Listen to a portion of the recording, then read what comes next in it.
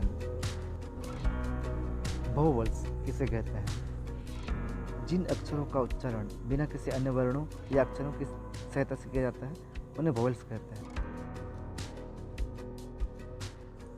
अंग्रेजी में 5 वोवेल्स होते हैं: ए, ई, आई, ओ, यू।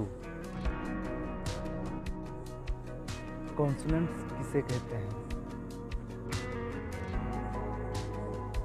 जिन वर्णों या अक्षरों के उच्चारण करने के लिए वोवेल्स यानी स्वर की सहायता से बोली जाती है उन्हें कॉन्सोनेंट्स कहते हैं।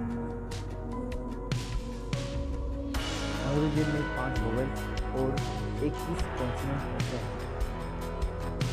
अंग्रेजी में 21 अक्षर ऐसे होते हैं जो वोवेल्स की मदद से बोले जाते हैं जो कॉन्सोनेंट कहलाते हैं।